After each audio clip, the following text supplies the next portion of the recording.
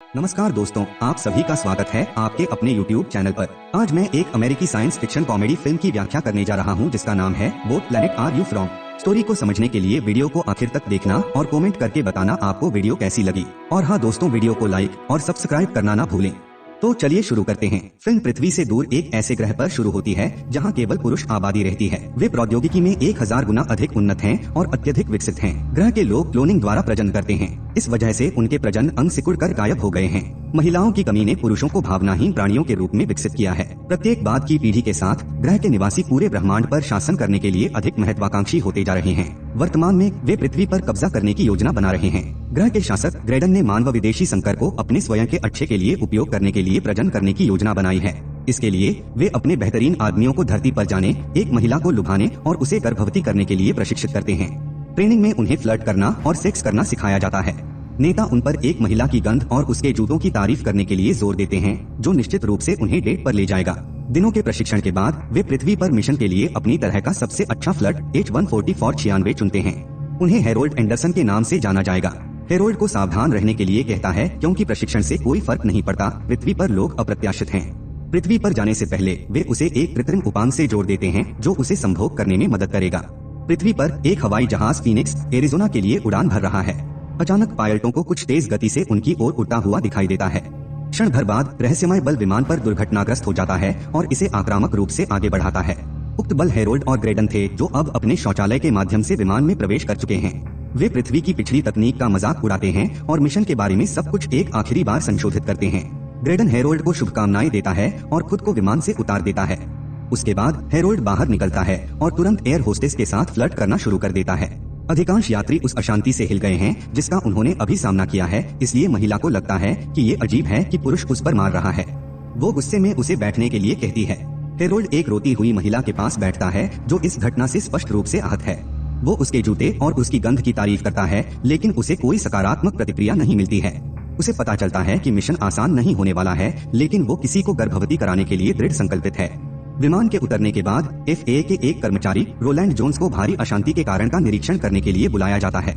वो वर्षों से FAA में काम कर रहा है और मानता है कि विमान पर होने वाली सभी अपरिभाषित गतिविधियां या तो पक्षियों के झुंड या नशे में धुत चालक दल के कारण होती हैं। फिर उसे एक वीडियो दिया जाता है जो एक यात्री ने तब लिया जब वे अशांति फैला रहे थे।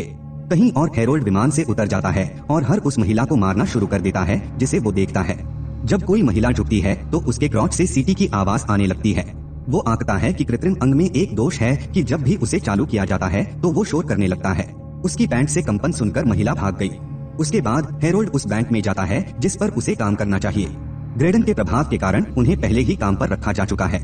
एक सहकर्मी पेरी गॉर्डन उससे मित्रता करता है और उसे बैंक के अंदर और बाहर के बारे में सिखाता है।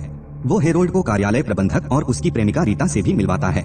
फिर हेरोल्ड अपने बॉस से मिलता है जो दावा करता है कि वो भी रीता को देख रहा है।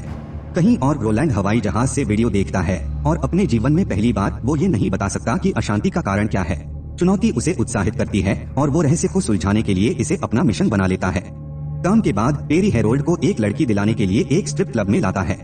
वे एक सेक्स वर्कर चेरिल से मिलते हैं जो उसके साथ रात बिताने के लिए सहमत हो जाती है। हेरोल्ड उत्साहित से परे है, लेकिन चेरिल अपने क्रोच से तेज आवाज की आवाज से अजीब है। इसके अलावा वो उसे गर्भनिरोधक पहनने के लिए कहती है जो उसके पूरे उद्देश्य को विफल कर देता है। अगली सुबह वो पेरी को विनाशकारी रात के बारे में बताता है। पेरी उसे AA मीटिंग में ले जाने का वादा करता है जिसके बारे में उनका दावा है कि ये लड़कियों को लेने के लिए और भी बेहतर जगह है। उस रात वे एक के पास जाते हैं और शराब और संयम के साथ महिलाओं के संघर्ष के बारे में कहानियां सुनते हैं। सुसान हर्ट नाम की एक महिला ने हेरोल्ड का ध्यान खींचा। उनके भाषण के बाद वो उसके पास जाता है, लेकिन उस एयर होस्टेस द्वारा रोक दिया जाता है जिससे वो फ्लाइट में मिला था। वो उसे उसके साथ रात बिताने के लिए कहती है। बाहर पेरी गलती से अपनी कार सुसान की कार से टकराती है और दोनों में बहस हो जाती है। कहीं और हेरोल्ड और एयर होस्टेस एक साथ बिस्तर पर हैं। सब कुछ ठीक हो जाता है जब तक कि उसे एक विवाहित पायलट का फोन नहीं आता जिसे वो प्यार करती है। हेरोल्ड टिप्पणी करता है कि वो उसे धोखा देने में मदद कर रही है, जिससे वो उसे बाहर निकाल देता है। रोलैंड की पत्नी सोचती है कि वो उसे धोखा दे रहा है क्योंकि वो काम पर जाने के लिए इतना उत्साहित कभी नहीं रहा। वो समझाने की कोशिश करता है कि वो काम पर हुई घटना से उत्साहित है, लेकिन वो उस पर विश्वास नहीं करती है। काम पर पेरी की पत्नी हेलेन उससे मिलने आती है। हेरोल्ड तुरंत उसकी ओर आकर्षित होता है, लेकिन जब उसे पता चलता है कि वो शादीशुदा है तो निराश हो जाता है। क्षण भर बाद वो सुसान को रिसेप्शनिस्ट से बात करते हुए देखता है। वो पिछले दिन हुए नुकसान के बारे में बात करने के लिए पेरी से मिलने आई है। हेरोल्ड अपना परिचय देता है और उसे तुरंत बाहर जाने के लिए कहता है। सुसान को पता चलता है कि वो लड़कियों की तलाश के लिए एक मीटिंग में था और उसके साथ बाहर जाने से इनकार कर दिया। हालांकि हेरोल्ड उसे डेट के लिए मना लेता है। रात में वे एक रेस्टोरेंट में डिनर के लिए जाते हैं। हेरोल्ड उसे अपने बारे में ज्यादा नहीं बताता और जब वो बोलता है तो ध्यान से सुनती है, ये नहीं जानते हुए कि उसे ऐसा करने के लिए प्रशिक्षित किया गया है। सुसान प्रभावित है। वो ये भी दावा करता है कि जीवन में उसका आदर्श वाक्य एक बच्चा पैदा करना है जो उसे विश्वास दिलाता है कि वो एक ठेठ आदमी की तरह नहीं है। रात के खाने के बाद वे अपने अपार्टमेंट में वापस चले गए। हेरोल्ड आज रात भाग्यशाली होने की उम्मीद करता है, लेकिन उसकी योजना व्यर्थ हो जाती है जब सुसान ने खुलासा किया कि वो खुद को शादी के लिए बचा रही है। वो घबरा जाता है और ग्रेडन को फोन करने के लिए वॉशरूम की ओर दौड़ता है। नेता उसे सलाह देता है कि उसे गर्भवती करने के लिए जो कुछ भी आवश्यक है वो करें, भले ही इसका मतलब उससे शादी करना हो। कहीं और रोलैंड रहस्य को सुलझाने की कोशिश करने के लिए केबिन क्रू का साक्षात्कार लेता है। एयर होस्टेस ने उसे बताया कि हेरोल्ड को छोड़कर सभी यात्री घबरा रहे थे, जो शांत लग रहा था। जब वो यात्रियों की सूची की जांच करता है तो उसे पता चलता है कि उस नाम में से कोई भी उड़ान में नहीं था। एयर होस्टेस ने खुलासा किया कि वो हेरोल्ड के साथ डेट पर गई थी और उसे अजीब गुनगुनाहट के बारे में भी बताती है जो उसके क्रॉच ने एक साथ होने पर बनाई थी। आदमी के पास अब ये मानने के सभी कारण हैं कि हेरोल्ड की वजह से अस्पष्टीकृत अशांति थी। सुसान हेरोल्ड से मिलने आता है जब वो काम पर होता है। वो विनाशकारी तारीख की भरपाई के लिए दोपहर के भोजन के लिए बाहर जाने की उम्मीद करती है। हेरोल्ड शादी का विषय लाता है और उससे पूछता है कि क्या उसने कल रात से उससे शादी करने के बारे में सोचा है। सुसान को लगता है कि वो मजाक कर रहा है, इसलिए उसे विश्वास दिलाने के लिए वो अपने घुटनों पर बैठ जाता है और उसे प्रपोज करता है। भले ही वो अचंभित हो, लेकिन वो तुरंत उसके प्रस्ताव को अस्वीकार नहीं करती है। इसके बजाय वो इसके बारे में सोचने के लिए कुछ समय मांगती है। उस दिन बाद में वो अपने दोस्तों से सलाह लेने के लिए मिलती है। उन सभी ने उसे शादी के खिलाफ चेतावनी दी, लेकिन सुसान ने पहले ही अपना मन बना लिया है। वो दावा करती है कि उसके पास समय समाप्त हो रहा है और वो सुनहरा अवसर नहीं छोड़ सकती। वो हार लॉर्ड को बुलाती है और उससे शादी करने के लिए राजी हो जाती है। कुछ दिनों बाद हेरोल्ड अपनी कागजी कार्रवाई के एक सप्ताह के लायक करता है और उसे पेरी को सौंप देता है। इसके बाद वो शादी के लिए छुट्टी ले लेता है। अपनी शादी के दिन सुसान एक पैराग्राफ लंबी प्रतिज्ञा का पाठ करता है, लेकिन वो केवल ये कहता है कि वो उससे शादी करके बहुत खुश है। उन्हें पति पत्नी घोषित कर सुहागरात पर भेज दिया जाता है। हेरोल्ड ने पहली बार संभोग किया है और बहुत खुश है। बैंक में वापस पेरी हार्लोड की कागजी कार्रवाई को अपने रूप में प्रस्तुत करता है। वो प्रमोशन पाने के लिए अपने बॉस से उसके बारे में बुरी तरह बात भी करता है। जब हेरोल्ड काम पर वापस जाता है, रोलैंड उससे मिलने जाता है।